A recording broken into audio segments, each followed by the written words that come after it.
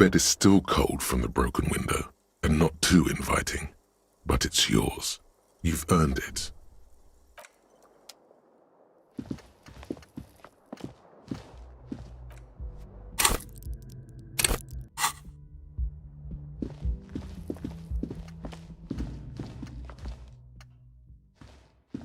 A mirror hangs on the bathroom wall. In it, your face, adorned with the expression.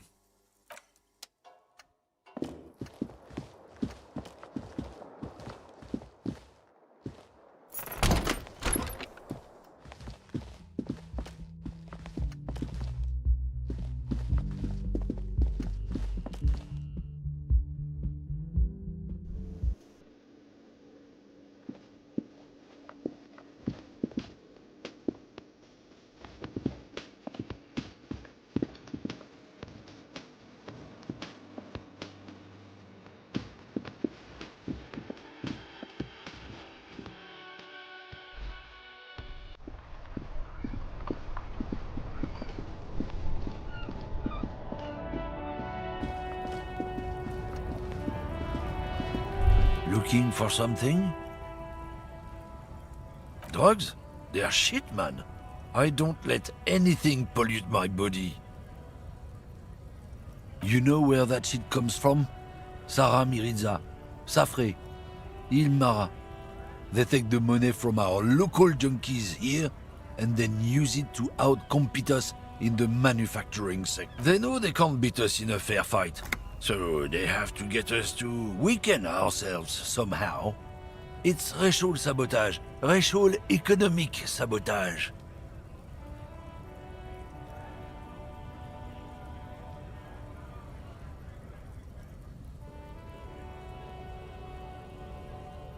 Not in, not out. I'll never betray the purity of my tribe. I don't know shit. And if I did, I wouldn't tell you.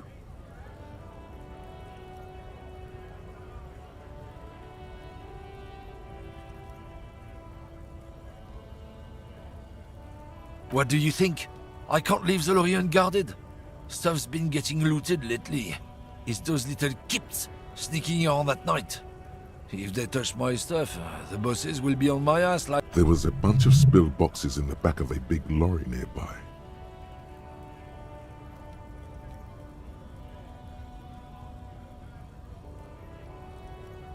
Yeah, I knew that guy. He was an honest driver who loved this country. We were having a good debate about genetics at the Wheeling in Rags when some Kip boys smashed his lock and took damn near everything. Lost his fucking job over it. Since he left, I haven't had anyone to talk to.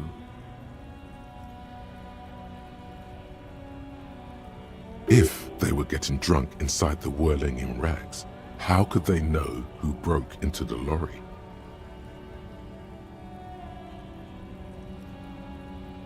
What? Aren't we allowed to say that it's the Kips who do all the stealing around here?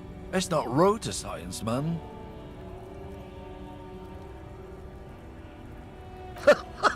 Oh man, that's great. Look at that guy go. I haven't seen anything that funny in a while. God damn. Thanks for that, but no, it's not. He doesn't live in Martinez. Isn't it obvious? Fucking Sealang, that beady-eyed South Samaran. His little side business is a scam. I wouldn't be surprised if he was peddling drugs as well.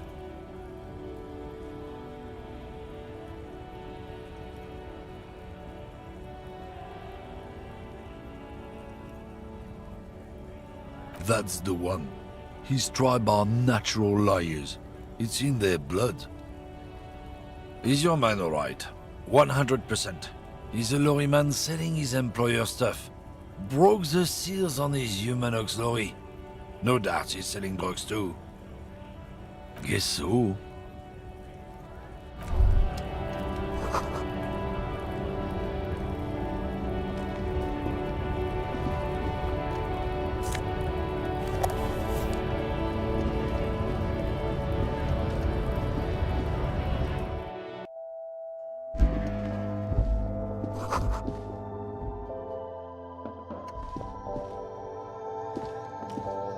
The tear machine stands in the corner. A sign says, 1 bottle equals 10 cents.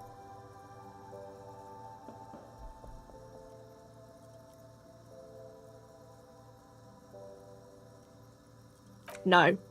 You need tear to use the tear machine.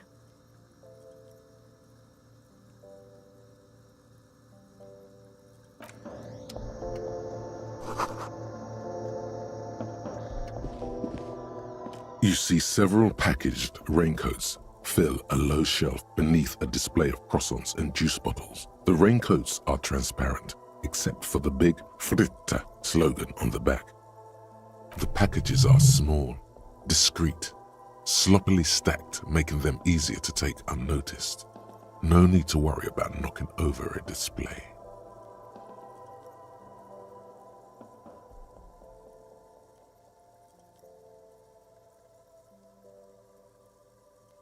What is what?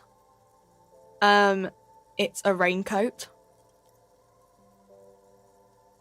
If you want to buy one, then it's only 4 real. Her attention is drawn to the raincoats. Stealing one undetected will now be more difficult.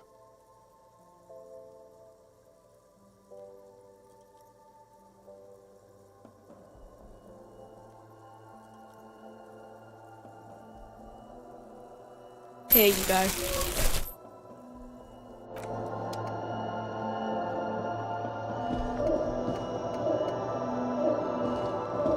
A small cabinet on the wall is filled with various medicine bottles, nasal sprays, and blister packs.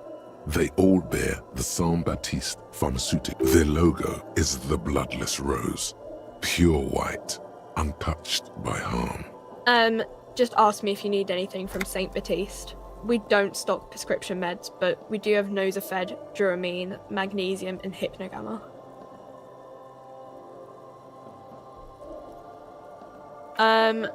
I don't know. Let's see. Nosafed is a nasal spray. Duramine is a really good painkiller. Magnesium is a dietary supplement. Hypnogamma is... I don't really know what Hypnogamma is. I guess it makes you feel less shit. It's recommended to use after lots of partying, studying, or exercising.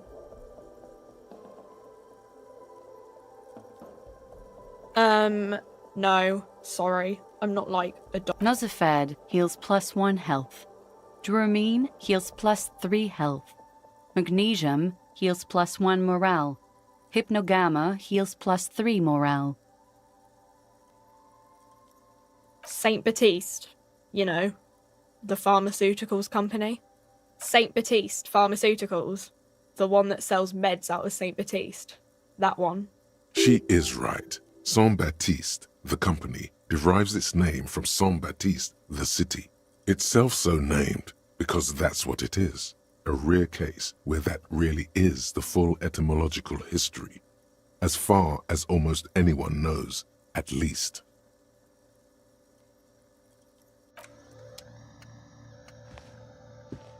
Welcome to Frit. Feel free to look around or something. Everything is out on the shelves.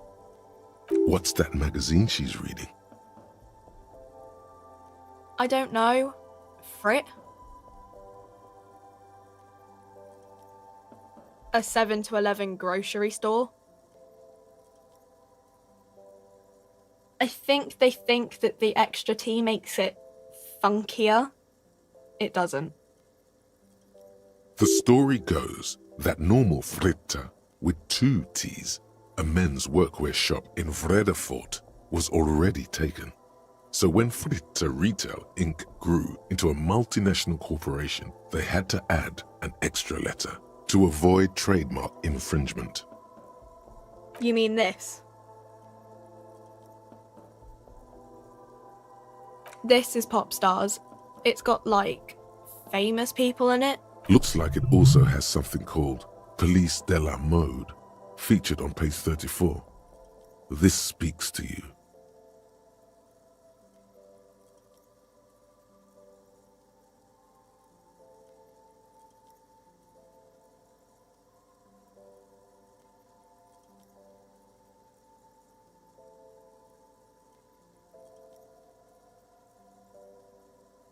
She pops her raspberry-flavored bubblegum and nods. Her shoulders tense. She shuffles back only slightly. Bewilderment and repulsion root her in place.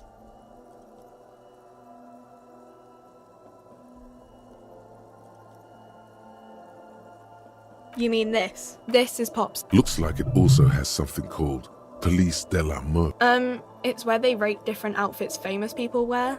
It's kind of funny. They're kind of mean. It's about who's the most stylish.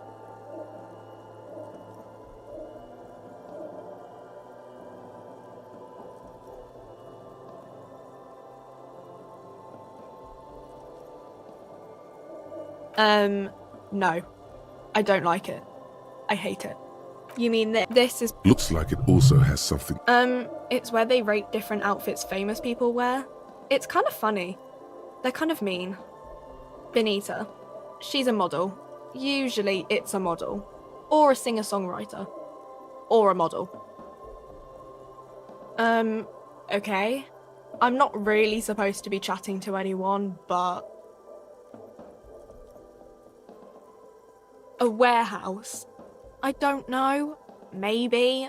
I don't really care what Frit does. She scrunches up her face into an expression of consummate adolescence. Fine. Frit doesn't have a warehouse. Just a little back room here. Okay?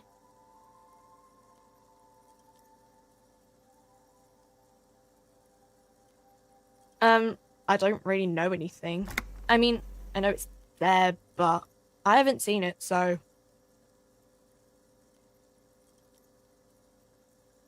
Not really. No. I didn't know him at all. I don't know, really long. I don't know.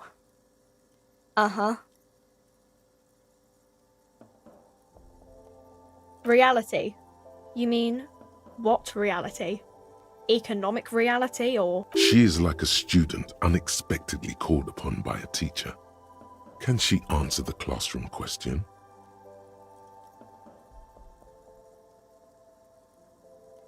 I don't really know anything. I mean, I'm 15. Yeah, that's why I'm working my arse off in Frit. So I guess, like, that's economic. I don't know. What about it? We're in Frit? As mankind, or as an... What will her essay prompt be?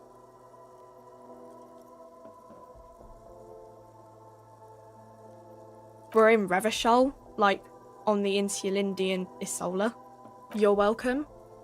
I don't know. Look at the clock. It's... The clock shows the time at 10:09. The hands seem to be still. It's apparent the clock doesn't work. When ordinary people take over the government and, demand democracy. Yeah, it happened like 50 years ago or so. Sorry, I'm not very good at this. At history, I mean. Our government? Or do you mean something else? Sorry, I really need to finish this article. Cool.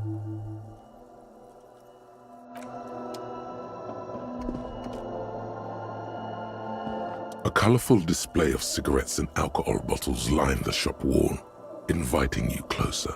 The bottles wink at you in the light. The smokes too glitter in their wrapping. It's like looking into a kind of heaven. Your knees are weak. There, in that dark green glass, all in vain. The great flowing river of warmth, wine, alcohol, beer, alcohol, love, alcohol.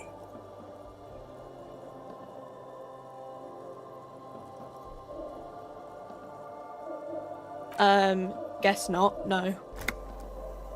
I'm obliged to inform you that both alcohol and cigarettes damage your health, but I guess you already know that. The pale age vodka is special, I guess. It's stored in pale for a couple of years, which makes it super expensive and super strong. You know,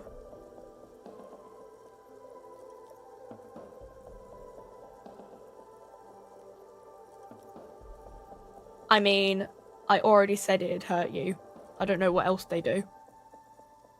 Substances give powerful bonuses to your main stats at the cost of damage to your health or morale. Cigarettes raise your intellect while damaging your health. Alcohol raises physique while damaging your morale. Use medication, like Nosafed and magnesium, to counteract the negative effects of substances. Note: consuming substances can have unforeseen consequences for you. No, Frit only sells legal drugs, like the law says.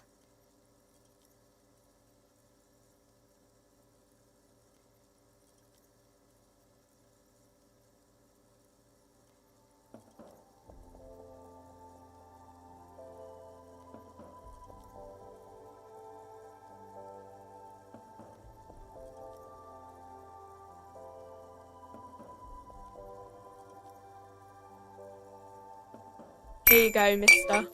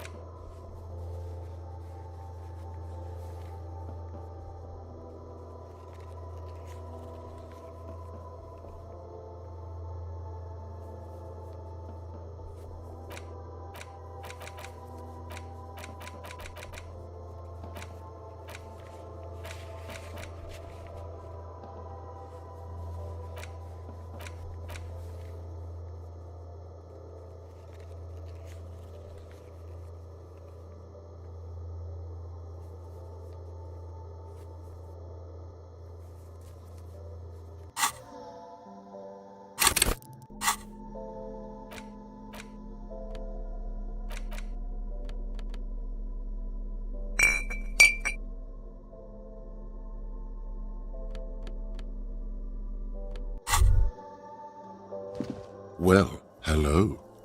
Someone seems to have found himself a bottle of alcohol. Here's where the magic happens. What a solid can of mass-produced piss water. Well over 10% alcohol in this so-called beer. Pop it open before it gets too wow. The gods of mass production have made this alcohol container laughably easy to open. A child could have done it.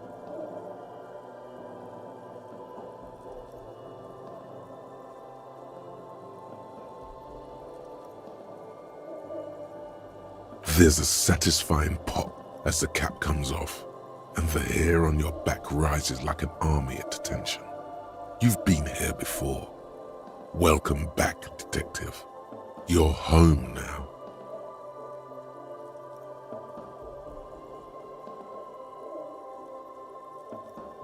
Nothing. Some mental stuff. Nothing to be worried about. Physically, you'll be strong as an ox. A golden sun melts down your throat. Its rays filling your nostrils with sunshine. Your stomach melts from it into a happy, gooey mess. So does your mind. All the bad things are melting. You're you again. A real cop. In the bottom right corner of the screen, there's an alcohol button. Alcohol gives +1 to physique skills. Physical instrument, half light, electrochemistry, endurance, pain threshold, and shivers.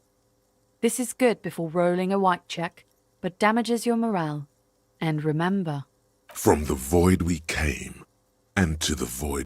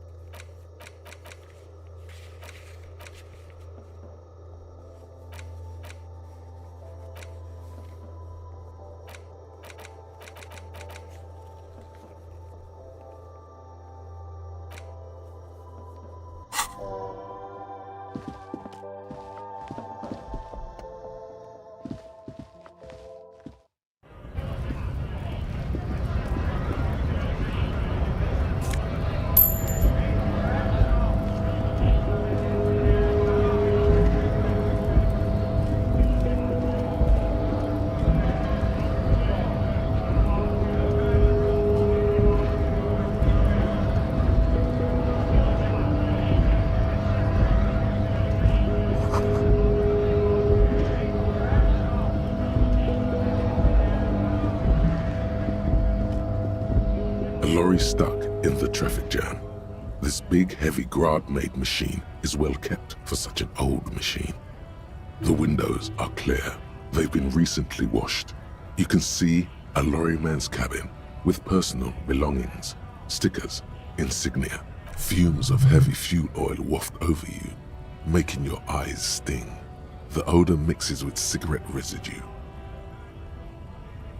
The driver has adorned his space with a substantial collection of peculiar paraphernalia.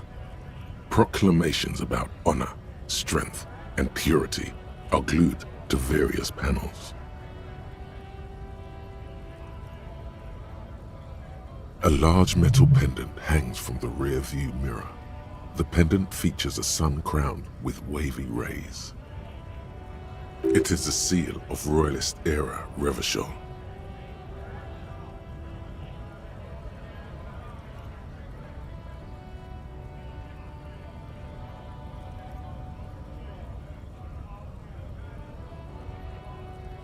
The driver has adorned his space with a substantial collection of It is the seal of Royalist era. The back end of the cabin has a small perch to sleep, large ashtrays.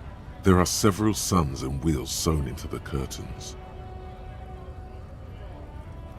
A book with ragged edges catches your notice. The front cover features a large, muscular man. The title reads, Man from Eamdal in the Lost City of the Pygmies.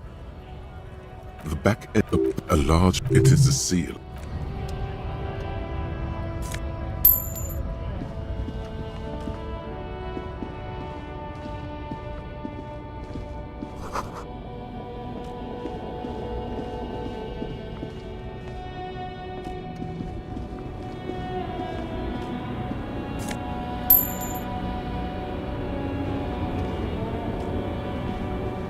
The small, wrinkled woman does not greet you.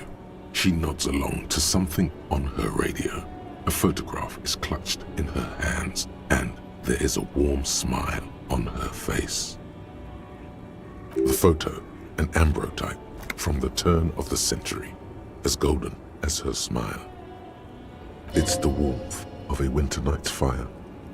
Maybe she could give you comfort and shelter, some cigarettes and food money. Maybe she's your... Nothing. Her smile just keeps widening. Her hair is gray like lead. No response wherever this woman is. Where am I? Who are you? The smile on her face has disappeared, replaced by the wary aspect of a cornered beast.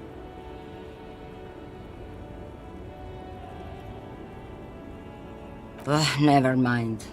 I remember now. I'm still stuck in that traffic jam in the 50s.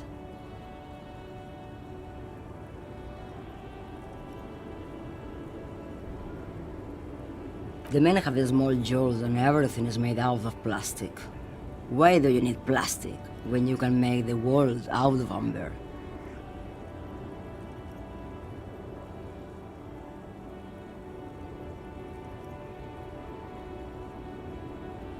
Back in Mecca, during the time of the revolution, the sidewalks and cafes are filled with young people.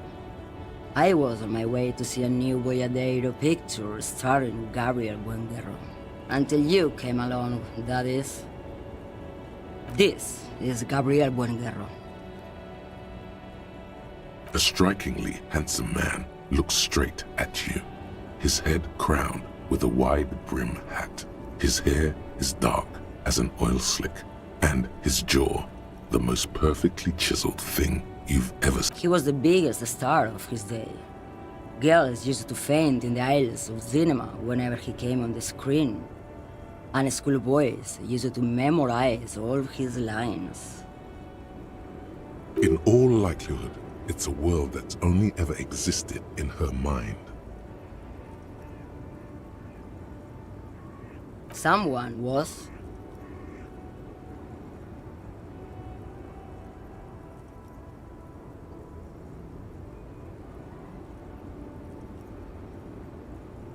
They are someone's memories, boy. What difference does it make if it's me or not? They're beautiful. That is all that matters. Beautiful and true. And they will win. They're coming for this, you know? All of this. All of what? The world. She seems to derive some bitter pleasure from this strange thought, as if the past will one day wipe the present away, like a tidal wave approaching. I wasn't dreaming. I was there, Loman. It was early spring, and the mine behind the black sun had just come out. The posters were 20 meters tall. Everything was golden.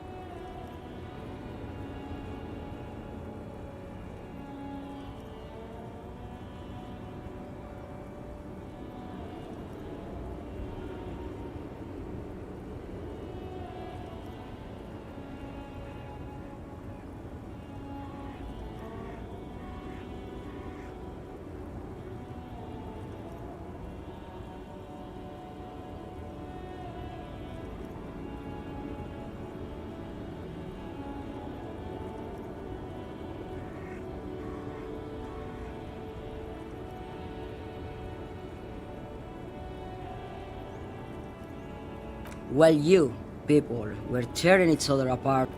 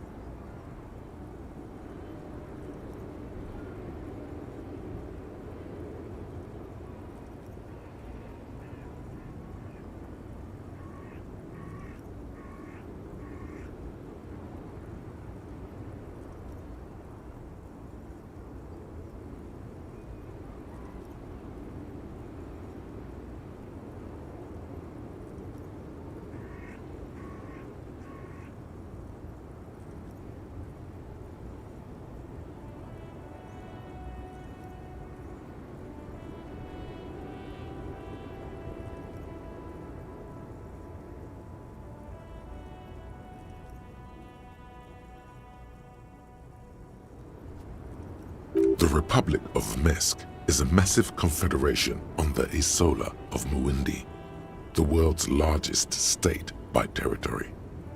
It's a petrostate, a constitutional monarchy, and, as of recently, an outcast due to its tilt to the far right. Why not, Harife? It's not like I have anything better to do in this hellhole. There's something off about this woman. Tell her to show you the soles of her boots. Maybe she was at the hanging somehow. Diamonds? Of course not. But wouldn't it be marvelous if I was? Whatever stupid things they put in the lorry, I imagine.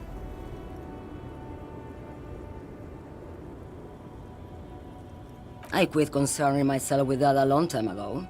Besides, I don't drive the lorry for the cargo, if you know what I mean. She says that as if something narcotic is the real reason.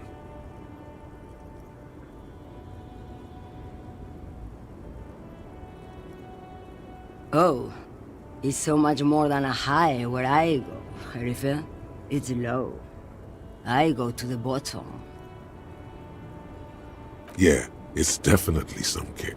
Some terrible kick in the dark. A sleep kick. Perhaps you can find out later.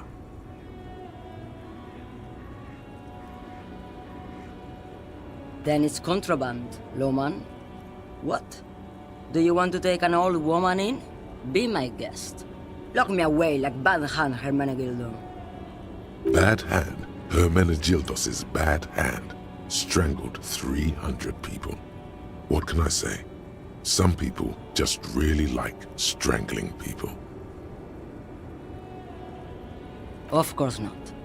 To truly understand the Boyadero, you need to listen to On the Western Plain. The Boyadero, Boya for short, is a cowherder from upstream Magritte, the great steppes of northern Mesk.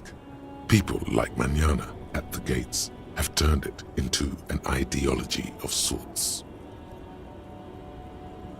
It's an old ballad about a young girl who falls in love with a daring boyadero. He promises to marry her as soon as he returns from the Western Plain. Of course not. The boyadero returns from the Western Plain a changed man. One night, as he and his beloved are out walking along the river Maigret, she pleads with him to give up his riding and settle down. In the background, you can hear the orchestra swell as the screen fills with the maiden's imploring eyes.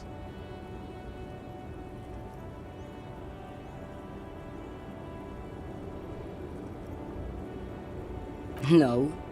The boyadero strangles his beloved and throws her body in the Maigret.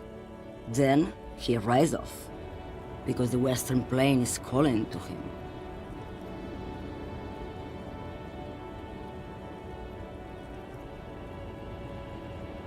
You have to understand. A true boyadero needs a whole horizon to himself.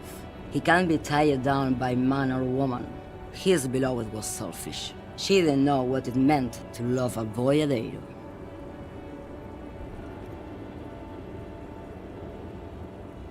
What do you mean?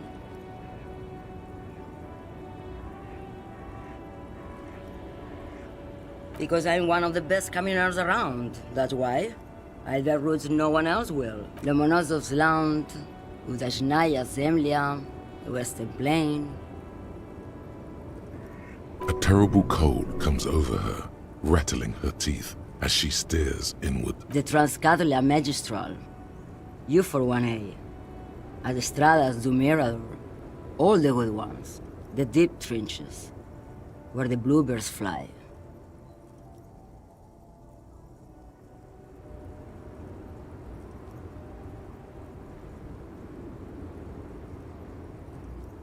You're right, Lawman. I'm the one who should take my health more seriously. Thank you for looking out for me. A correct appraisal. You're quite shabby. Is that all you woke me up to say?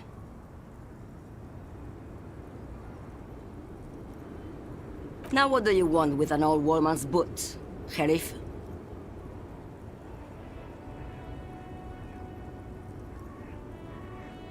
I'm starting to think you should let me get back to Gabriel Buenguerro. You are no Gabriel. She's wearing sturdy worker's boots made of black leather. Buckles run across. The sole is also made of leather. Just before Gabriel, it was the coronation of Franco Negro. Now, there was a real man. Moreover, the boots were size 37, tiny. There are two. Another discrepancy, although not boot-related, is the coronation of His Innocence, Franco Negro, which happened 500 years ago.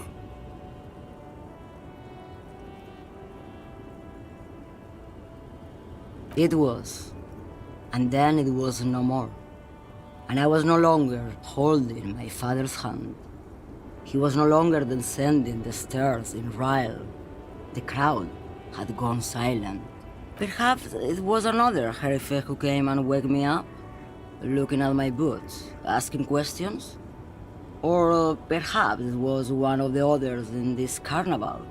I don't... As she says carnival, she gestures to the empty square with the statue and the machines.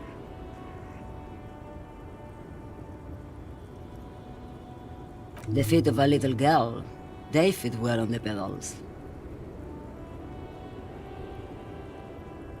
What do I need drugs for, Lowman? What I see, what I feel, the great adversary, no drugs can compare.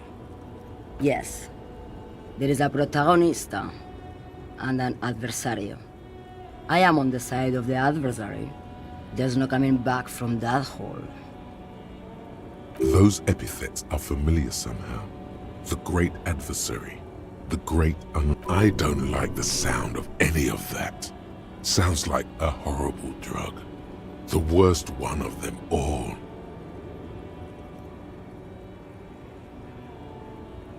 Then what were you? Maybe if she thought you're corrupt.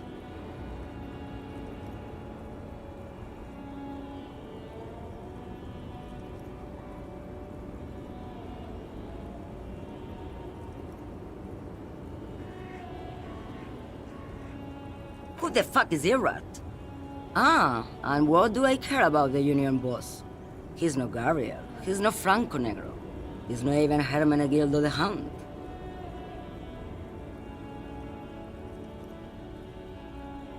Maybe, probably not. Makes no difference to me either way.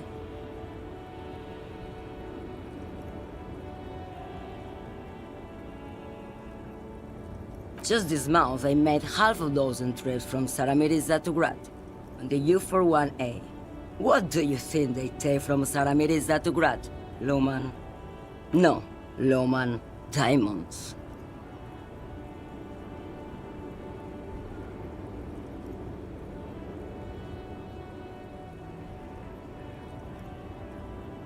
Easy.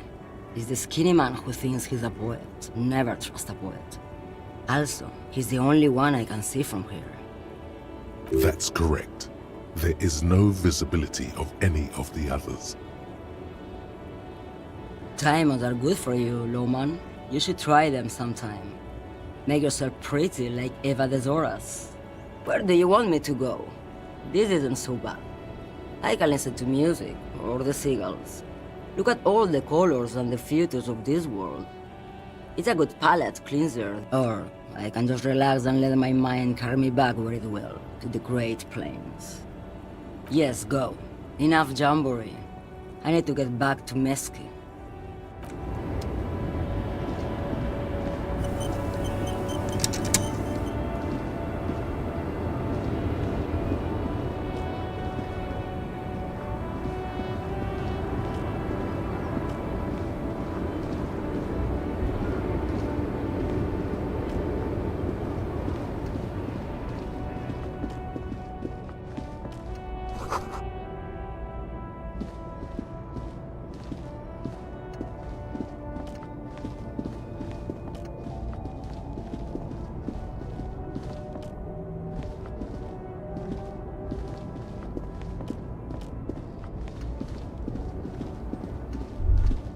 A Stars Ryko, one of the finest Zhimsk-made motor carriages ever.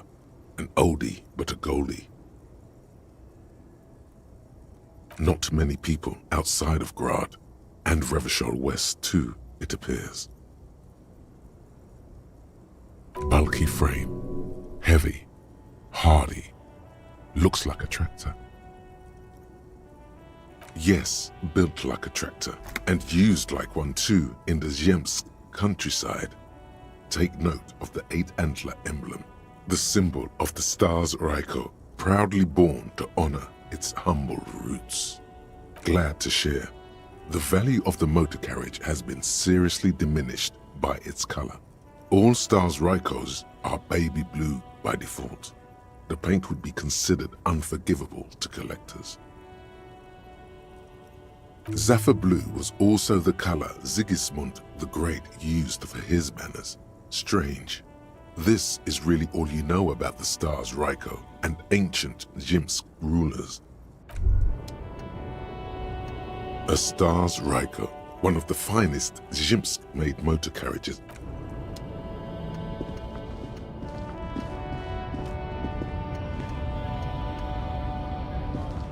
A lorry stuck in the traffic jam.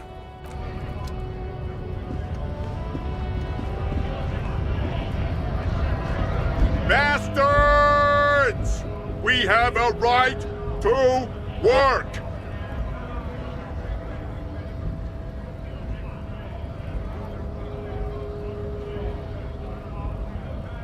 Hold up and stay frosty, everyone. Cops are here. You here to fuck with us? Beat the honest worker down. Good. We're fighting for a cause here. Right to work! Right to work! Besides, we're not that different. It helps if people see us talking, cops and strikebreakers together. Shows authorities are on our side. Builds confidence. Rights of people. Rights of workers. To have gainful employment. To make a salary. His manner of speaking is wooden, the tone of voice bland and uninspired, almost as if compiling replies from a set of learned phrases.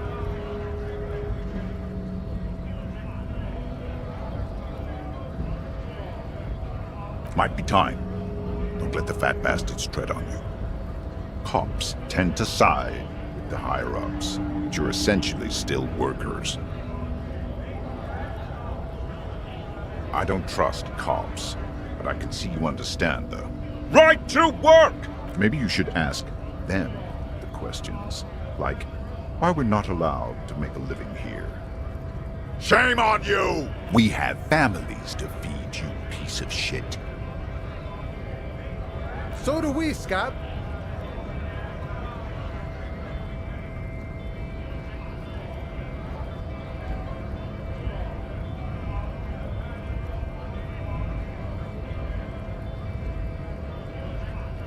When a bunch of ungrateful, lazy cockroaches can't get their act together, decide to block honest work for other people.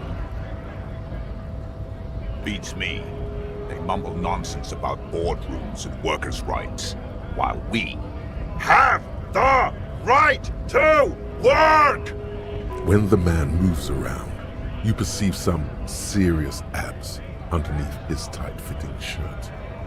There's something odd in the way he carries himself. His set of clothing looks vaguely mismatched. The different pieces of the attire seem ill-fitting. His shirt is far too small and an unpleasantly tight fit, while the overalls, held up by a belt, seem to fit a man with much more corpulence. He ignores your question, choosing instead to turn to the emaciated workers, raising both fists in the air. The silence is the answer. There's something off here, but he won't say what. Honest men and women, with rights to work, to be useful, not toys for corporate interests. We came here to help the harbor run smoothly in time of crisis. If Union fucks don't want work, they ought to let in those who do want work. We were promised work. We'd be in there, working, if the bastards hadn't shut the gates.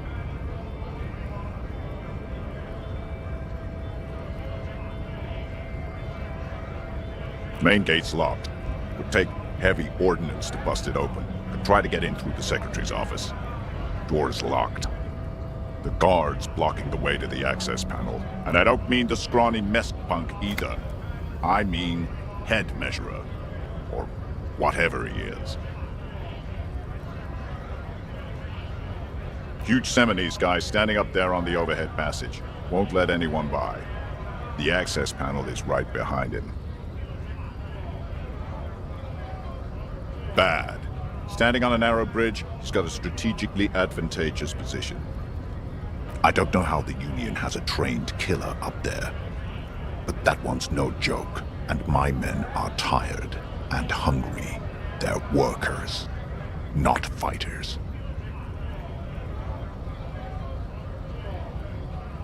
Why don't you go arrest them instead? I'm sure they've done plenty of criminal shit. They have that look. Wait! They might go home eventually, or get drunk. Leave the access panel unguarded, or the company sends someone to reason with them. Unexpected situation, but we hold the pressure on until someone makes a mistake. Then it's our time. We strike.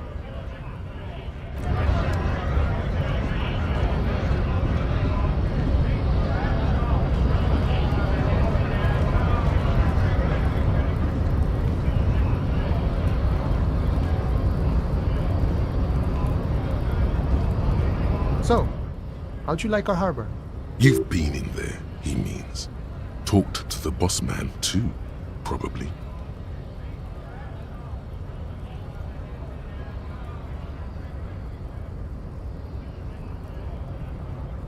It's but a rest area on the path leading across open plains.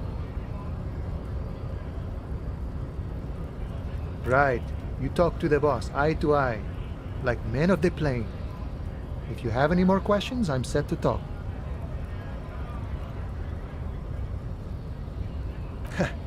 The little boy had the good on his promise. To get me into trouble, to sick the pigs on me, pardon the choice of words, I was asked to look into that armor situation. Official Union probe, you know. Track it down, see who took it. At first I thought, why not? Maybe the pieces can feed the strike. Buy us a few more days under the sun, you know? So I went to this boy. He said he'll make me his prison bitch. He's got eyes everywhere, the cops in his pocket, and he's the king of Jamrock. Serves me right for doing menial footwork.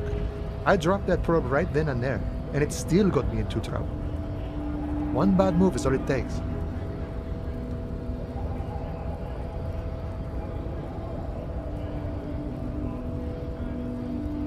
It's a minor nuisance. It's all good. He thinks, not yet. Better to get this business out of the way. Sweeter then. I learned that people don't want to talk to a drunk Union man about some armor. Not much. Technical stuff mostly. I did some research into this armadura. Let's say I have friends at the library. I didn't get into the material science, just how it comes off. In parts. 4 in total. The helmet was the first to go. The kid says he tore it off and kicked it into the sea. I believe him. The boots were still on the guy last I saw. Too hard to remove. So, as I count, there are 2 parts missing. The gauntlets and the cuirass. This is where I left off. Too much hassle. More like a job for some militia.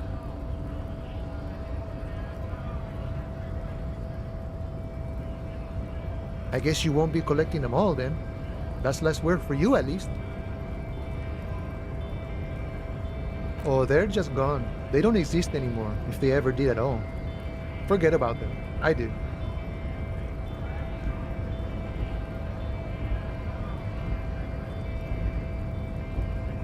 Smart choice. It's only that one spot you need armored too.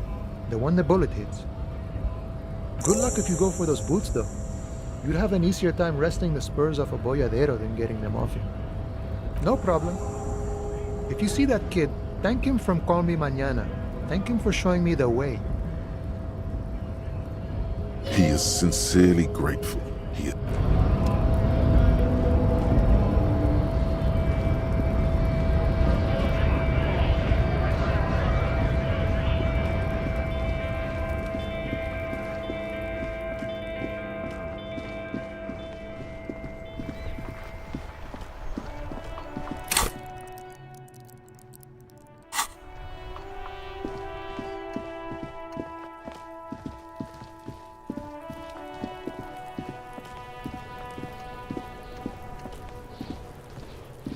Fuck does Kuno care? So?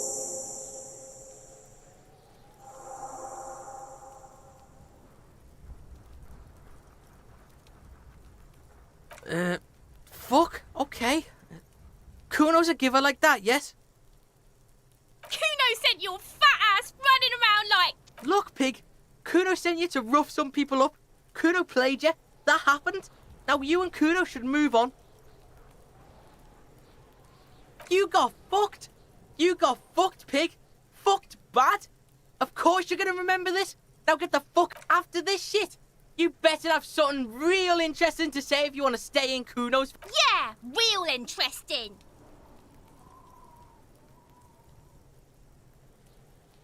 Kuno doesn't fucking...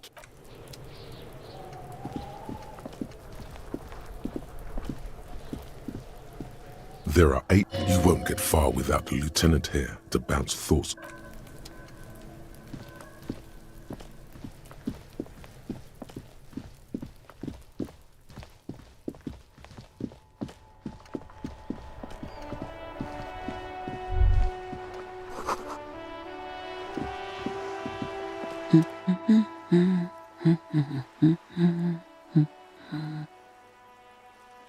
Yes? Hello?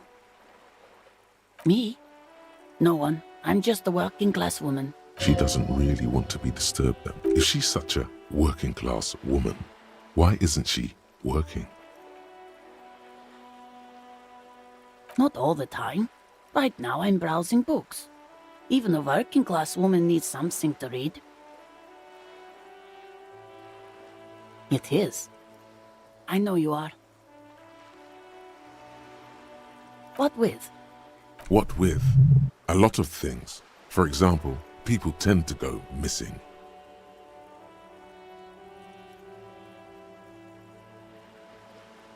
Her hands move over the book covers. The tips of her fingers look rough, stained with yellow.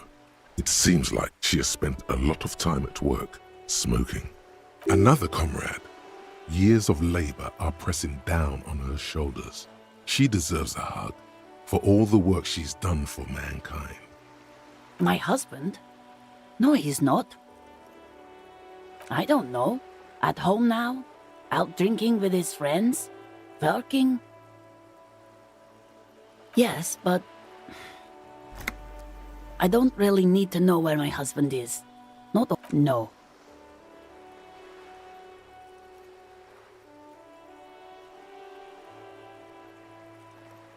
Of course he's not. It's not like he's a pocket watch. She has, though. The husband is totally lost. You should tell her that it's okay. What?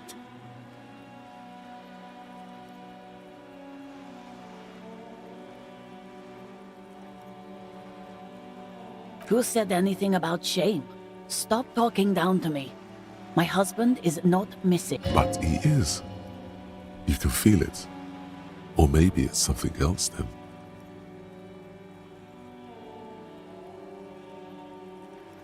No, absolutely not.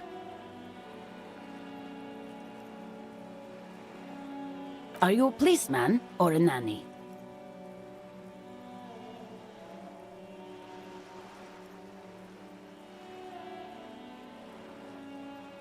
They are not missing. You know where they are. They're at home, smoking, giving the ladder of vices a chance.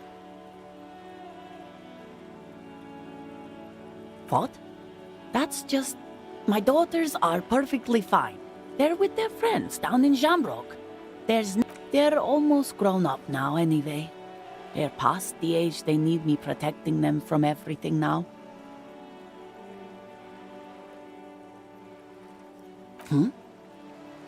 I don't mean to disrespect, sir, but you are being a bit of a cockatoo here.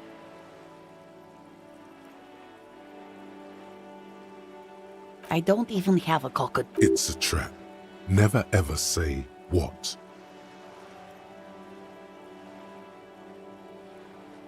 Great.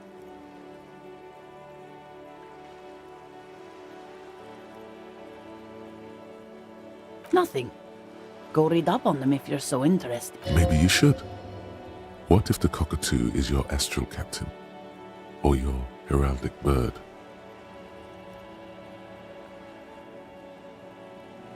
Wonderful. The store is open. You step in and close your arms around. What is happening? She seems to be confused. Your hands are wrapped around her polyester coat. The fabric feels cold, moist from the sea nearby. She steps back and returns her attention to books, pretending this hug didn't happen. The woman before you nods and returns to her reading.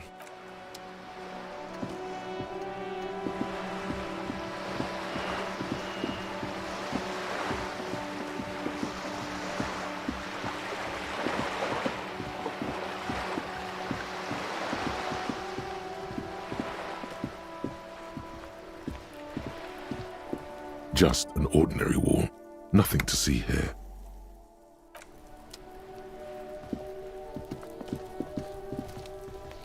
Try this.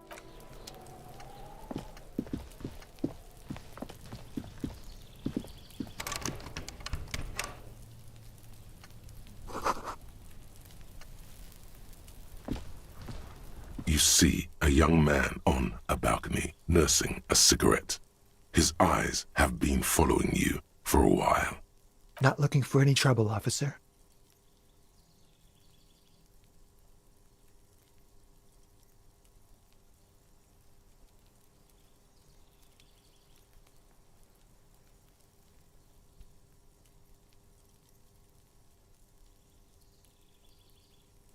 I don't want to be seen talking to the gendarmerie if that's okay. I just want to finish my cigarette. Don't let him go. This could be your witness. The balcony has a great view of the whole thing. Is it really that important? Like a nervous cat, he keeps stealing looks at the neighboring windows. All right, but make it quick. My name? My name is Martin Martinez. That's definitely not his real name. No, of course not. Could you please lower your voice? I can tell that you finally got him down. Thank you. It was quite a disturbing sight, even by Martinez standards. Oh. You already asked me that, didn't you? Wait, is someone else investigating the lynching?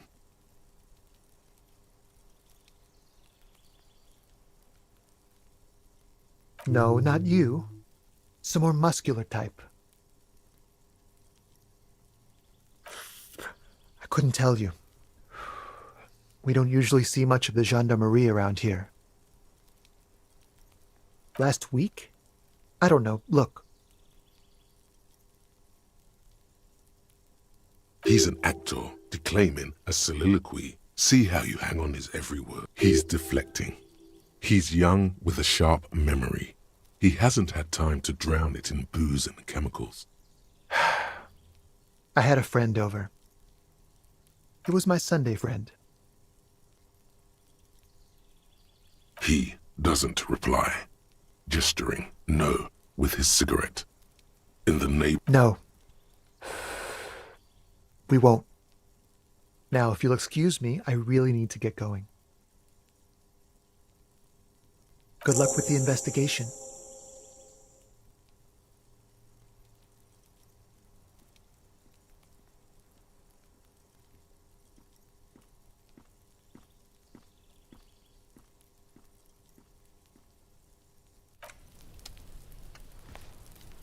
stone like any other, lying in a whirl of sleet and mud.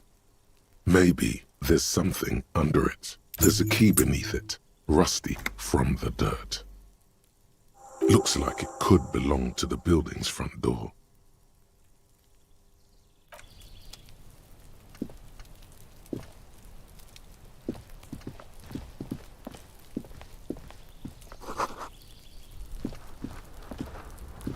The door to the Weasel's den, guarded by the lion-head knocker. Both have seen better days. You knock silently. The upholstery muffles the sound. No response comes from the apartment. The leather upholstery is worn and rough against your jaw. You don't hear any movement. In fact, it's oddly silent in the yard around you. No birds chirp. You try to be as silent as you can. It takes a bit of rattling of the handle. Finally, the door unlocks with a small clack. Thought the sound of the key turning still echoes in the yard. Hopefully, there's nothing else to do than to leave and tell Everard. No conceivable reason for you to intrude on the premises. There might be important information in the apartment. I mean, there might.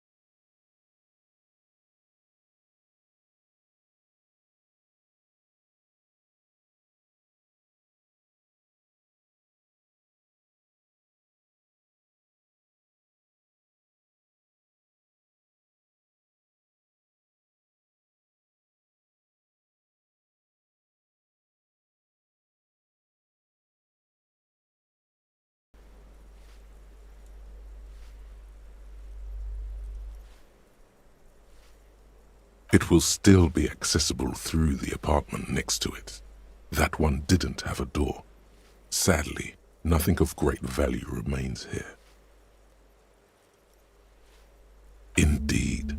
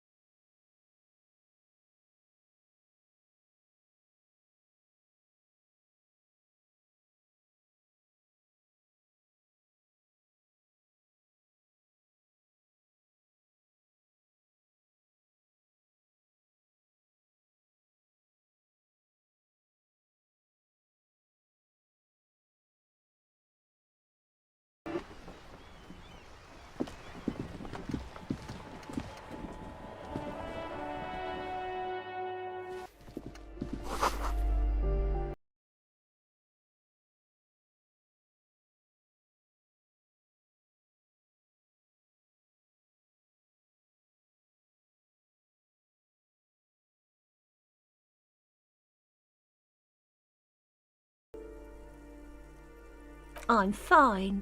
Fine. Don't you worry about... You're still worried. It's very worrying. Now, what do you want from me? She's the cleaning lady. She knows the floor plan and the residence. Yes, yes. I know who you mean. The scrawny boy who's always smoking like the devil, right? Somewhere in the building, a child starts crying. You hear a radio tuned to a talk show and someone taking it. What's he in trouble for?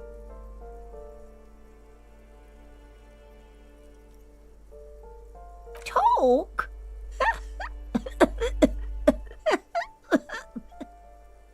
What was so funny about that? He lives upstairs in room 28.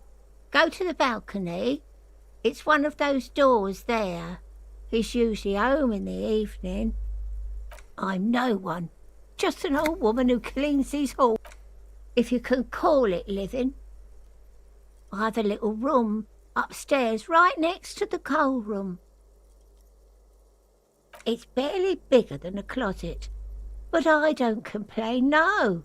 I have my bed and my aching bones to keep me company. And that's... She hasn't spoken to anyone for a while. Even her sentences feel rusty. Ask away, policeman. The hell am I supposed to know? Another nut job, I assume.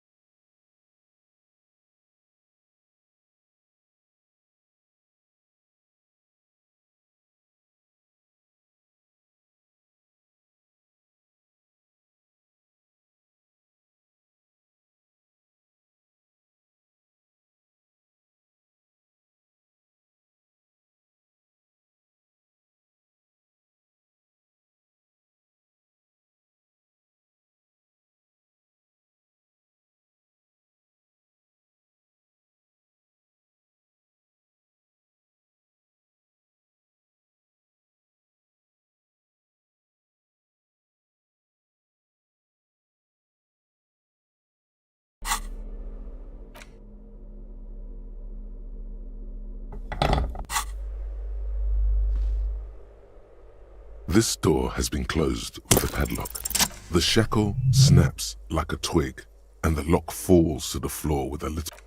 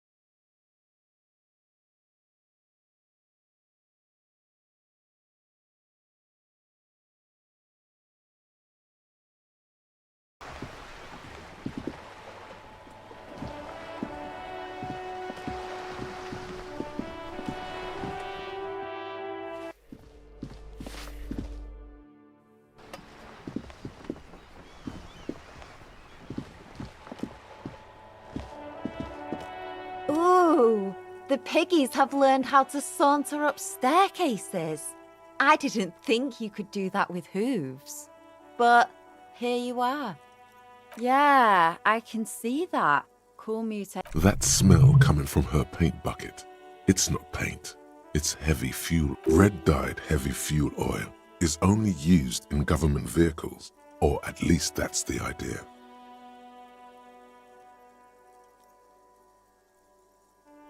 What did you think I was using? Aquarels? Sucked it out of a cop's fuel tank myself. Back. She really did it. She's proud of it too. Something to think about next time you're driving around in your pretty little piggy carriage. What do I care about some fucking tin eggshells?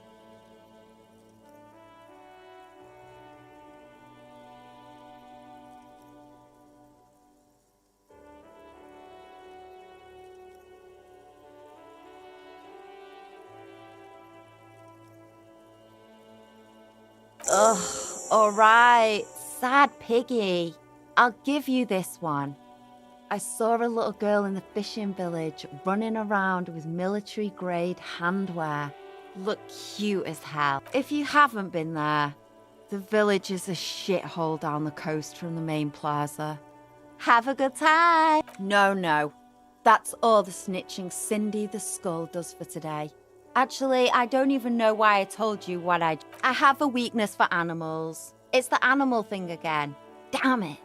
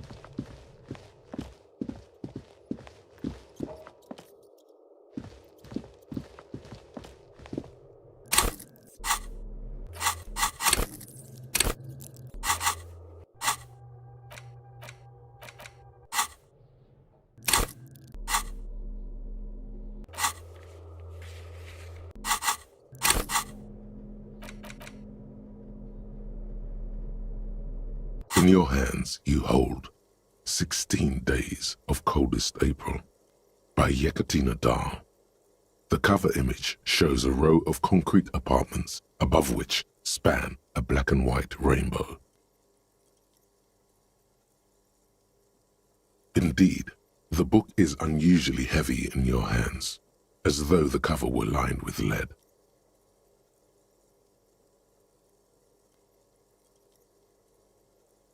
You flip through the book. The pages are thinner than you realized, and the type quite small and tightly set. It's nearly 600 pages long.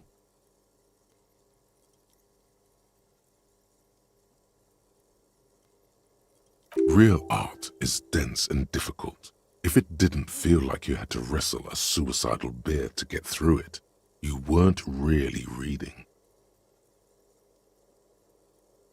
The back cover is dominated by a black and white photograph of the author. She can't be much older than her mid-30s in this photograph, and yet, from this cover, the eyes of a sad old woman stare back at you. In cold, detached prose, the author describes a scene from one of the Yugoslavia riots in the 20s. Youths overturned motor carriages and set trash cans ablaze, while heavily armored guardsmen dash in and disperse them in a flurry of baton blows. The Yugoslavia riots took place from 27 to 29. Fueled by ethnic unrest and the state's repressive tactics, these events are often seen as marking the end of a brief period of liberalization known as the Yugoslavia Spring. Like all such periods, it is frequently memorialized in art and literature. As ethnic tensions run wild, a pair of young lovers meet each other on the street. Somehow, in the middle of all the chaos, they manage to lock arms and look into each other's eyes. It would physically hurt you to keep reading. Are you sure? They go through a brief and somewhat awkward love affair, and in the end, they betray each other and succumb to the absurdity of Gradian life. The man becomes a lens grinder, completely abandoning his former existence. He toils through the daily drudgery at the Lenka polyfabricate. Happiness and fulfillment have eluded him his whole life. And, in the end, he has nothing to do but dedicate himself to the craft. She spends the next several decades standing at a conveyor in a Sosnovo fish processing plant. The smell of fish guts slowly seeps into her hair and skin, as every single one of her dreams dies, one by one. The memory of their short time spent together tortures the former lovers ceaselessly until the end of their days. Years pass in solitude, their bodies growing ever more decrepit. As life leaves their remains between the soil sheets, their final thoughts are filled with regret.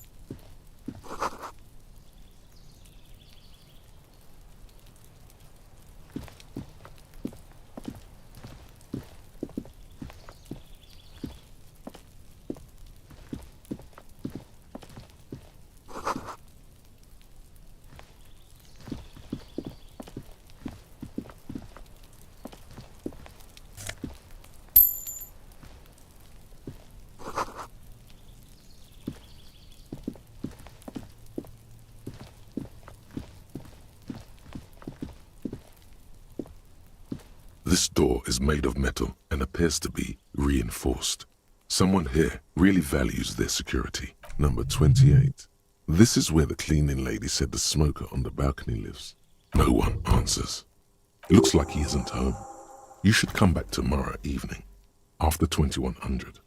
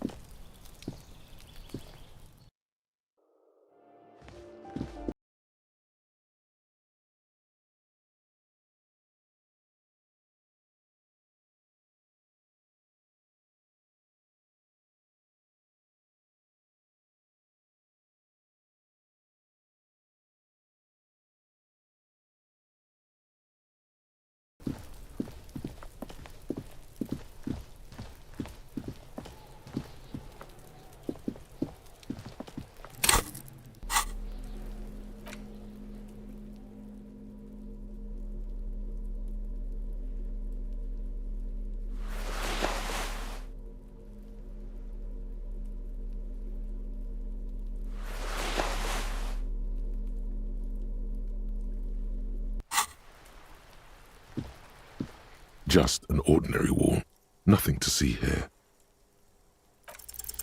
Because you see it, finally. This wall is sublime. Look at it. The shadows, the colors. All the other walls on all the other houses must make a pilgrimage in adoration of this, the uncontested pinnacle of wallcraft, color peeled from the very face of God. O Wall Father!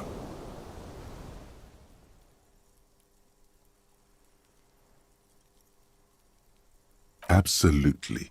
Now you just need the material. Cindy the Skull has a paintbrush and paint. Talk to her. Yes, great thinking. Go talk to her. The wall will be waiting.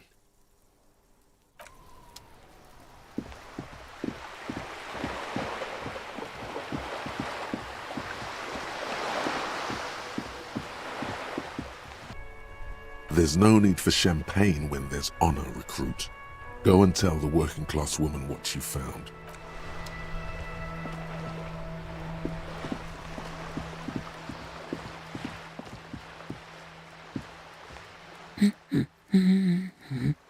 God damn it, I already told you. My husband isn't missing.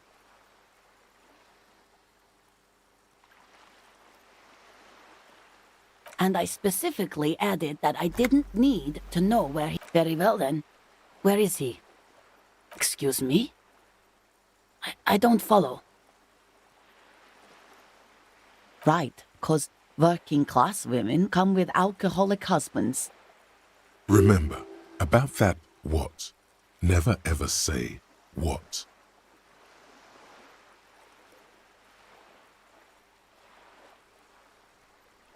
You were right. I do have an alcoholic husband. Ha, blam. Knew it. I did, and no, he's not. Or maybe he is, I don't know. He's probably in the park, or in Shamrock somewhere, drinking with his friend. I haven't seen him for... Well, to hell with him!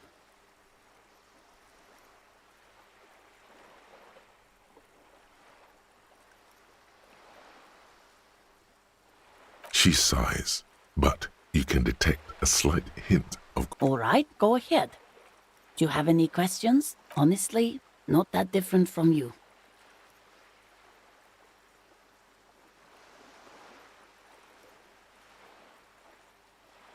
That's one way to put it, yes.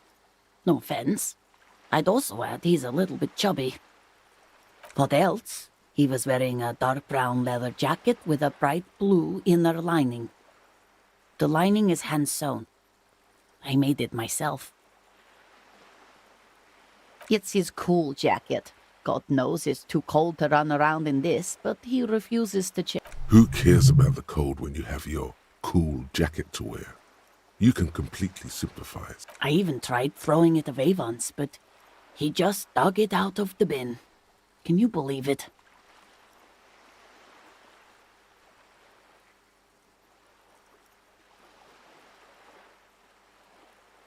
Well, what can you do? I hope that at least that extra lining helps him keep warm at night. I wouldn't like him to catch cold. Yesterday morning, he went to the library. He went to retrieve my book, and he promised he'd walk because we talked about this.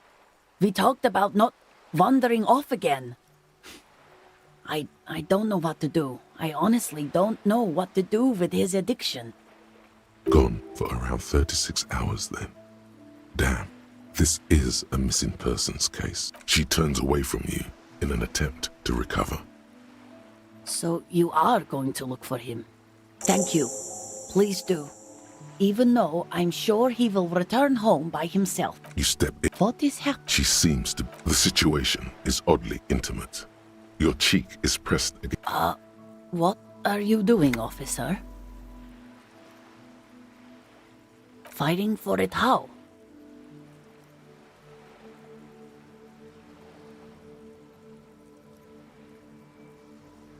Oh. I guess it's better than nothing. Keep fighting on. Is there anything else I can help you with? Right. What about him? She gives you a short. You step. What? She's seen the situation. What are you fighting for it? Oh, I guess. Is there anything else? You step. What? She's seen the situation. What are you fighting for it? How? Oh. I guess it. Is there anything else?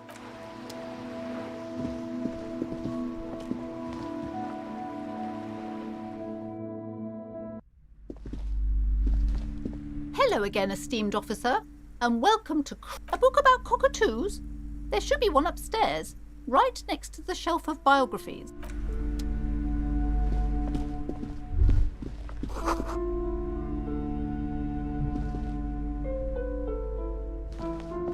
Shelves filled to the brim with crime novels featuring the supposedly.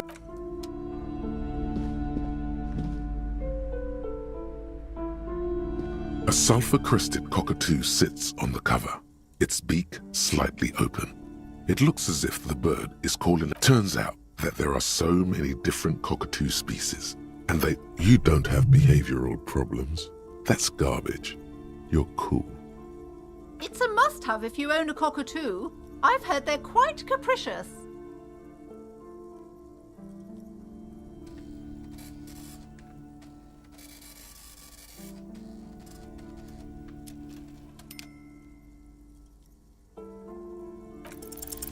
Slowly, you move your hand toward the tome of cockatoos before you reach the book. Sir, no touching the merchandise. People like their books pristine, not handled by God knows who.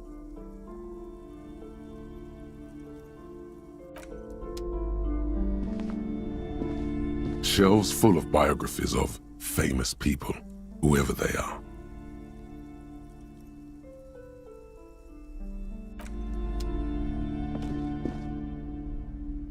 Several maps. The maps look old and faded. Your eye catches a map of Insulinda, a map of Revachol, and a map of Martinaise. Sir, please, no touching the merchandise. These old maps are relics of the past. Always good to be informed of your surroundings.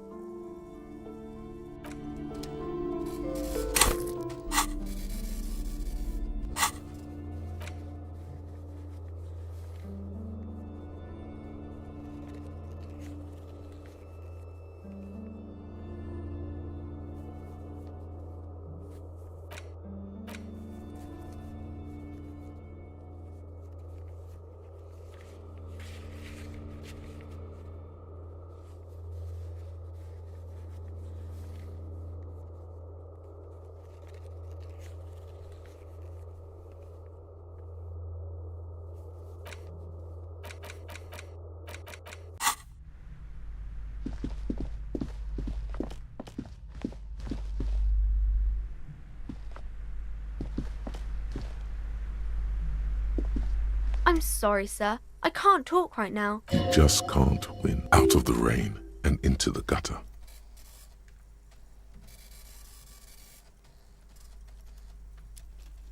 Math. It's really difficult. Like, really. They say you need it to get rich. Better than standing outside in the cold. Oh, I found something while you were away. I thought this would fit you. Like, thanks for helping out. Not me. The city, I mean. Like a detective does. Just what Dick Mullen would ask. I got it from behind the curtains. I'm not really supposed to go there. Maybe. It's the hat Dick Mullen wears all the time. You'll look way more serious with that. Right, I have to get back to my homework now, before Mum notices. Man, this is hard. You have absolutely no idea. Familiar? How? You must have forgotten something.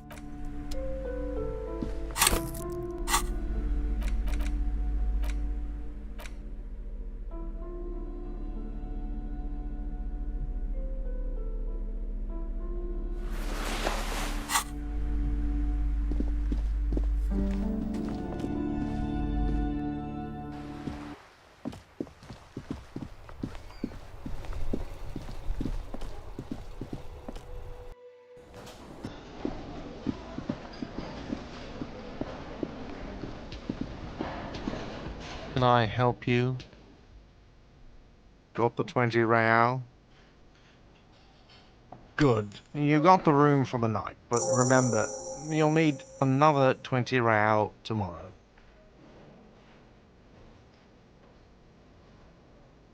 Another thing. Great. Yes, and the phone company is taking its sweet time sending someone to fix it. Losers. It's not strange, it's inconvenient. Who told you that?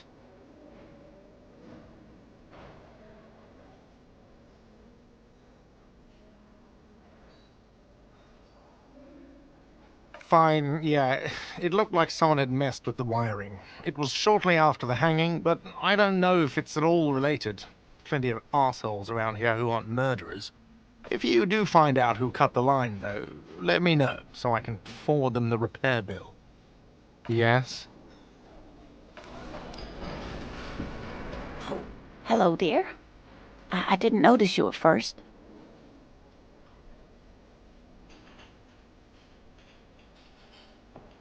Oh my.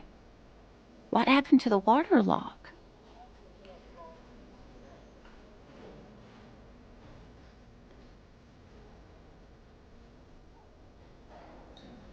Well, whatever the cause, I'm thankful. You've spared me another sleepless night. Listen, sweetie, I hate to ask, but if your investigation happens to take you to the other side of the coast, please do keep an eye out. The quest for knowledge is... And if you see him, let him know Lena is waiting for him here at the Whirling. He gets so tangled up in his work that he may not know the water lock's been repaired. And it's... Oh, you're such a dear. Thank you, sweetie. There's really no point in manipulating anyone. She'd be only too pleased to tell you about her work. Go on and ask. Oh, I'd be delighted. Truth be told, I could really use the company too. That would be the Giant of Kokonur. The giant lives in the most arid parts of the vast Kokonur Desert in South Samara, casting a strange light across the barren wastes. A mirage or a psychogenous luminance. No one knows for sure. It is like an awful mountain appearing from below the horizon and expanding to cover almost a third of your field of vision. The towering luminosity of Kokonur is a bad omen in local folklore. Some say it's a fata morgana, others, fate unimaginable. That's what makes it so peculiar. A species surviving at the very limits of scientific law. The Giant of Kokonur must be the largest animal the planet can support. There are limits, you see, to how large a metabolism an ecosystem can beget. Some say a gravity anomaly below the Kokonur Desert might allow the creature to grow to these gargantuan sizes. Gravity anomaly? Digging it. Digging this parascientific stuff right here.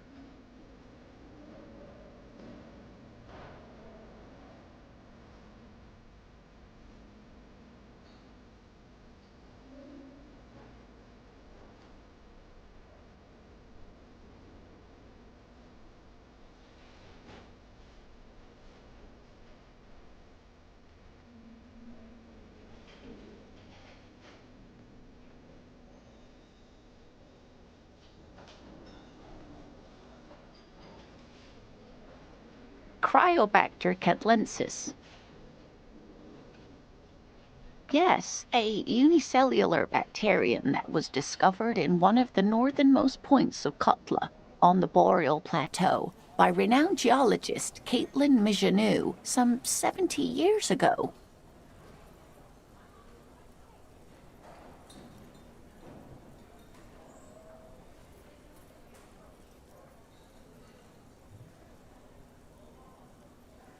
Bacterial colony Mijanou found had remained alive while frozen in ice for longer than anyone could reliably estimate, certainly from before recorded history.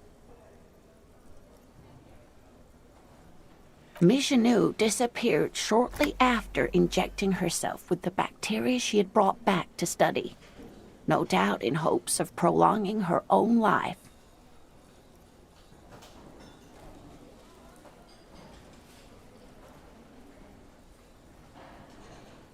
Yes, the bacteria had survived in the ice since times immemorial.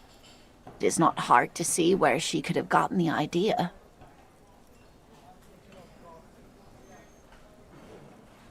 We can assume that she has been living somewhere in the wilderness for decades now, all alone except for the Cryobacter catlensis coursing through her bloodstream.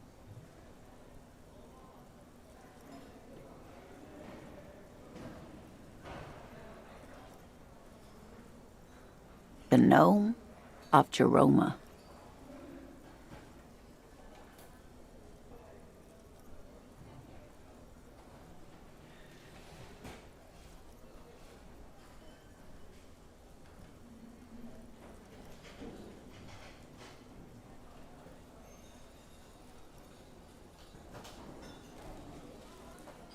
Oh, yes. None of its victims survived. Grieving relatives never even found their bodies because the gnome's venom dissolved organic tissue. It was reportedly a small creature with webbed fingers and a protruding forehead and a gangly little thing. Quite scary to look at. A couple of campers found it when it was already dying. They heard an odd wailing in the woods and followed the sound. They were scared and wrapped it in tarpaulin to suffocate it.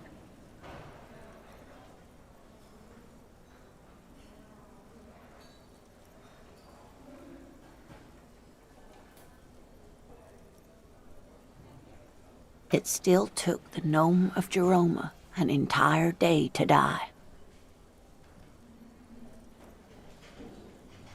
Alas, no. And the first scientist who got his hands on the creature's corpse put it in a jar of formaldehyde, thinking that would detoxify the gnome's venom.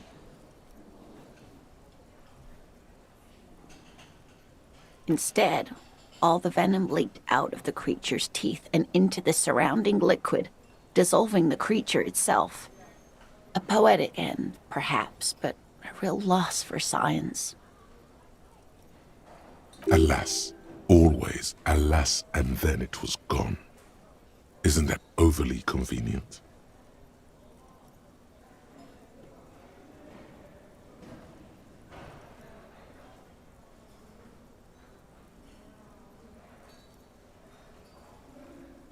I understand your skepticism, but that's what happens with things that are rare and stand out. Their disappearance is most memorable, and they are least likely to be found again.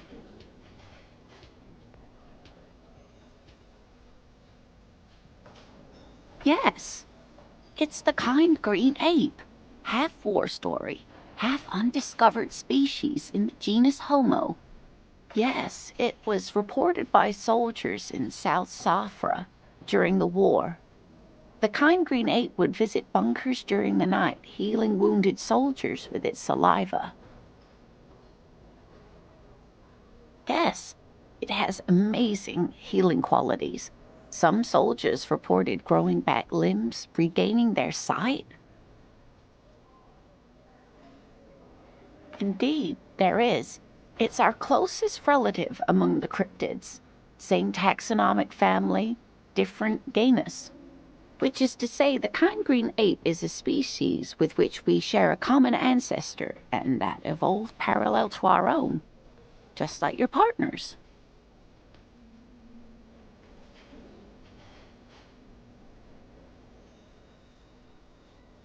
In everyday speech, human isn't really a scientific category. For all legal and ethical purposes, your partner is a person just like you, so you might as well think of him as being human too.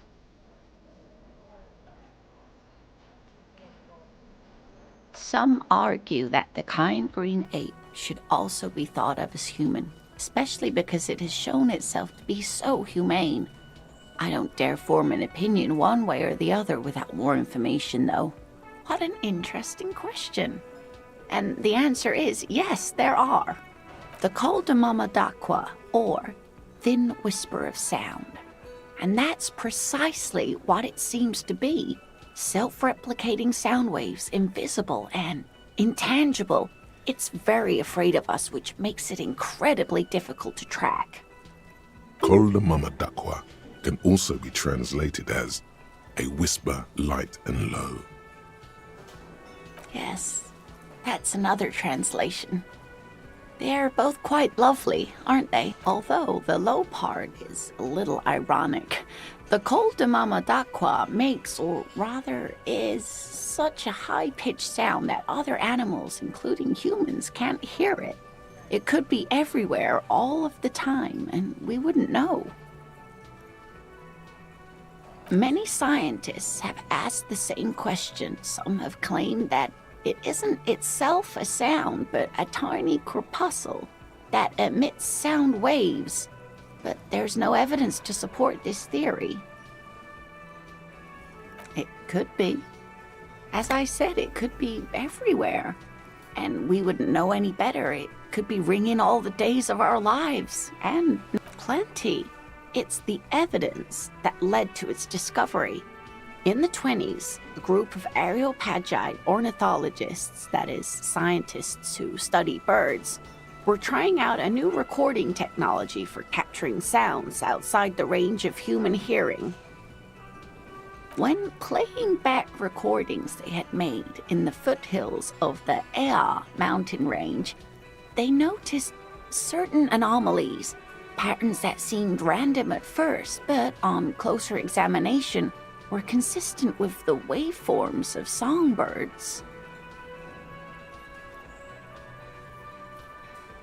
The scientists soon discovered they could track and even predict what appeared to be feeding, mating, and migration patterns based on sound waves in a strictly delimited range of ultrasonic frequencies, even higher than those of the highest-pitched bat call. They realized that they had discovered a new species and called it the Col de Mamadaqua, after the Paracanassian name for the voice of God, which is said to be very silent. They grew quite obsessed with these little birds. Even though they couldn't see them, they could distinguish among individual birds and even began to name some of them. Sequester, Time, Joscan, those are but some of the Mamadaqua they followed individually. That is a sad story. A group of university students assisting with the field work in their enthusiasm for the project, and no doubt because they were preoccupied with impressing their professors, nearly drove it to extinction. They tried to communicate with it and had no other means but sound. So they started sending out sound waves at frequencies they thought might match the Mamadaquas. Psst. They cancel each other out. Psst.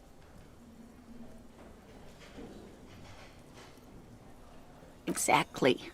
And these tests were performed so recklessly that when they happened upon the right frequency, well, they wiped out most of the population. After that, the corpuscle appears to have migrated elsewhere. There have been recordings of anomalies similar to those spotted in Ea, but they've been few and far between.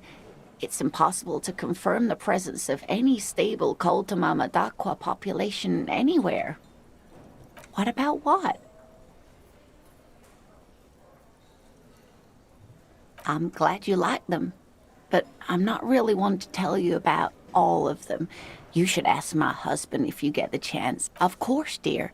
Is there? I'm glad you like them.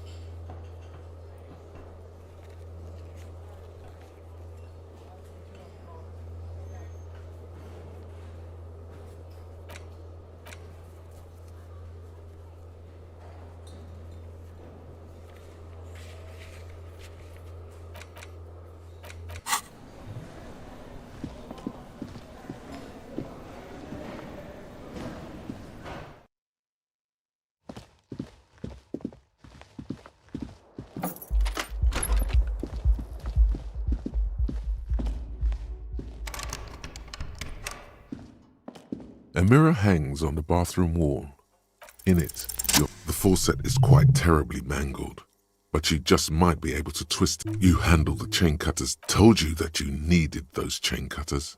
Everything is connected. Everything has a purpose. The mirror begins to clear slowly without you having to wipe it.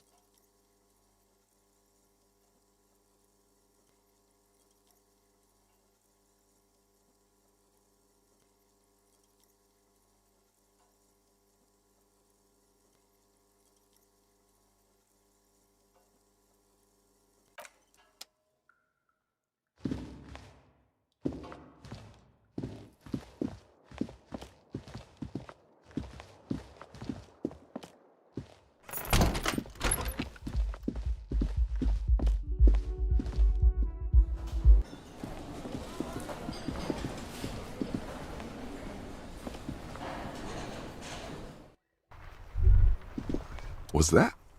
Could it be the Col de Mamadakwa?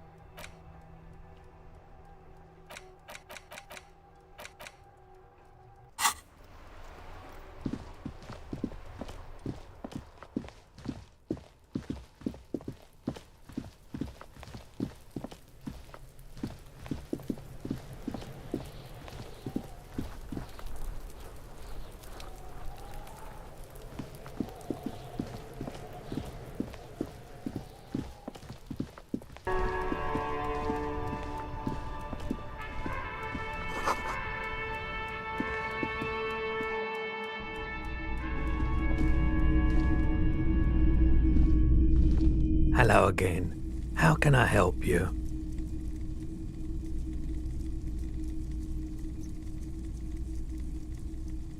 The Col de Mamadakwa? Sorry, I would never have guessed that you were that interested in ultrasonic sounds. Or birds for that matter.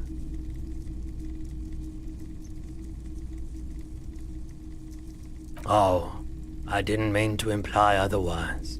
Well, it's been a while since I've gone hunting for the Col de Mamadakwa. Once knew a group of young musicians who decided they didn't want to play music anymore, and started looking for all kinds of interesting sounds instead. Cool or not, one of them was obsessed with recording the Col de Mamadakwa, and he was one of those passionate people who know a lot about all kinds of strange things. So he got the rest of us to join in his search. We thought we did. We got together all these recordings of unusual sound patterns, compared them, cut them up and combined them into the Symphonia Col de Mamadakwa. That really wasn't the point. After the Symphonia, we moved on to the sounds of office supplies or something like that. And I doubt any of us would have been any good at pushing papers.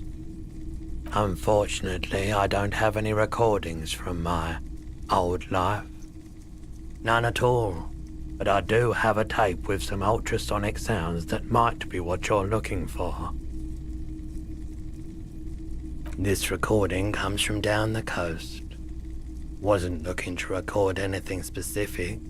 Just left a recording device there one morning. Keep in mind, I have to slow this one down enough to make sounds well over 200 kilohertz audible to the human ear. It will be strange. As the hum grows louder, modulating but always unnaturally uncomfortably low, like it's coming not from the speakers, but also from inside your chest. Breathing is becoming difficult. Not good, not good. You're about to start suffocating. You have to stop this. He nods to you, reassuringly, just as more diverse, higher-pitched sounds, some random, some appearing to fall. Seabirds most likely, gulls and such. And skewers, but shh. That's it. The signal in the noise. The thin whisper. A low range of sounds is easier to handle with a focal point, but still troubling. You are mesmerized by the sounds, but also feel nausea welling up as the motif continues, then begins to recede, dissolving in what must be the sound of water lapping at the bank.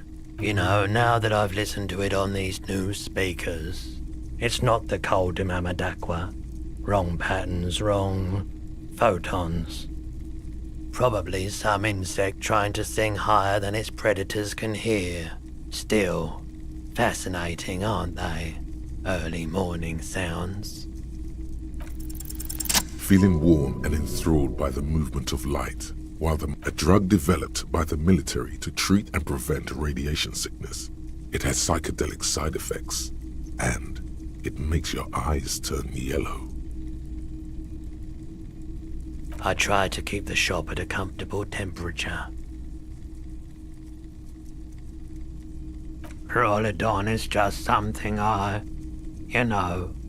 since the People's Pile disaster, I was with the Emergency Relief Brigade. Had to take it for radiation. He's taking it for mental and emotional, not physical pain these days.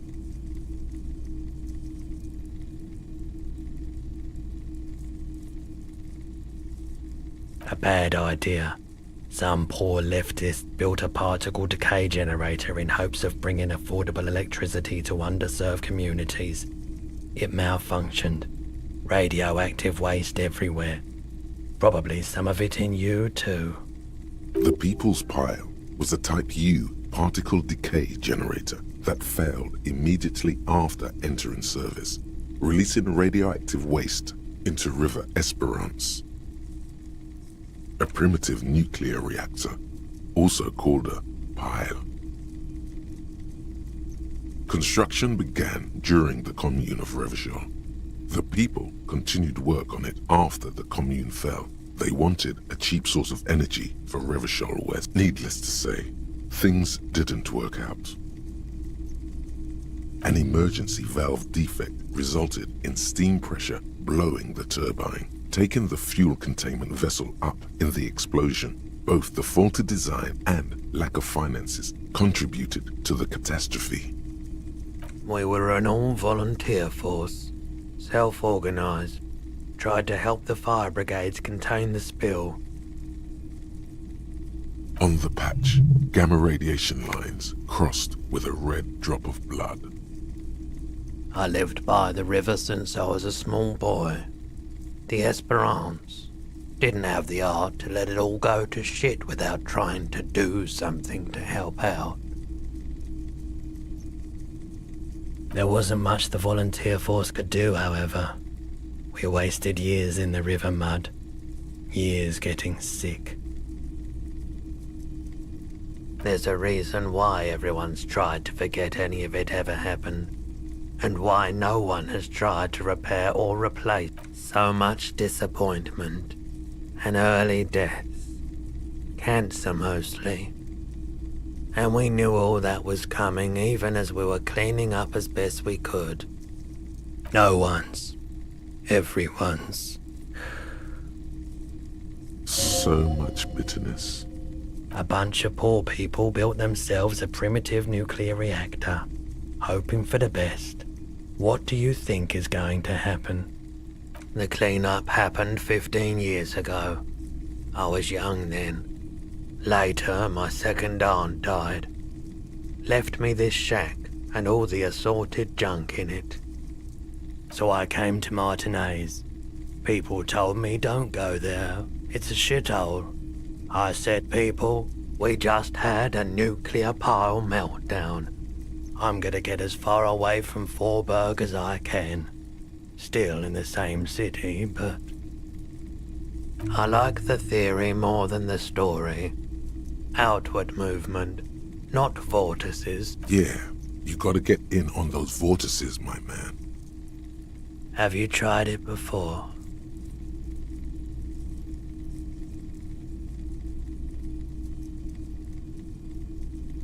Here you go, man.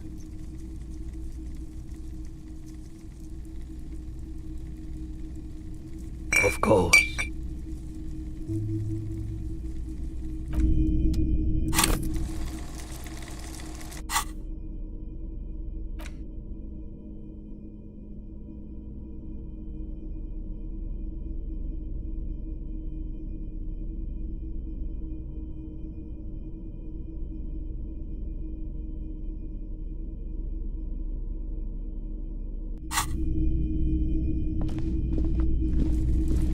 You see rows of toy soldiers guarding the rest of the trinkets displayed on the table. Some on horseback, others in rags, others yet in bright blue Why? What's this? A headless man riding a horse? A headless man wearing futuristic tracksuit trousers that say found. Oh, that's the Headless Phone Rider. The Headless Phone Rider. It's an urban legend about a man who rides the streets of Revachol sporting a fawn tracksuit. As you see, he's missing his head. 50 cents. Bargain priced. I'll throw in the tiny cap too. I think he's looking for it, or something. That part of the story has many interpretations. He lost his cap when he lost his head. Perhaps he's looking for the head. Big men on big horses, clad in lamella armor and carrying flintlocks, the kind that would mow down a line of enemy soldiers in the blink of an eye. Yes. A little worn around the edges, but I'm pretty sure it's fully intact. They're not all blue. These figurines also wear gold coats and caps, complemented by orange trousers. They are variously posed, wielding swords and rifles with bayonets. That they do. The uniforms are precisely the same. Some even have the same shaped medals pinned to their chests. Which ones? Ah, those. Yes, they are. I find the paint job a bit gaudy, but children like the bright colours indiscriminately. This set of soldiers isn't meant to look impressive. A few have rifles, but most of them carry pistols. Some even shovels and tall sticks.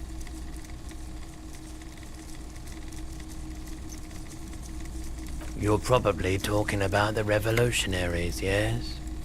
Yes, they are soldiers, revolutionary soldiers. I think their poverty has been exaggerated for effect. When you place them next to the royalists, it doesn't seem like they could possibly win. Maybe. I think their poverty has been I don't like either set. This set of... I think their poverty has been exaggerated for effect. Okay. I think their poverty has been I don't like either set very much, to be honest.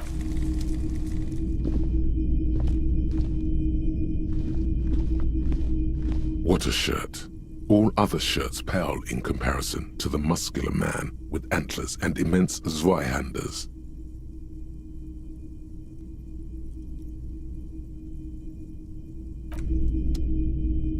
A typical Martinez streetlight sits among assorted floor and table lamps.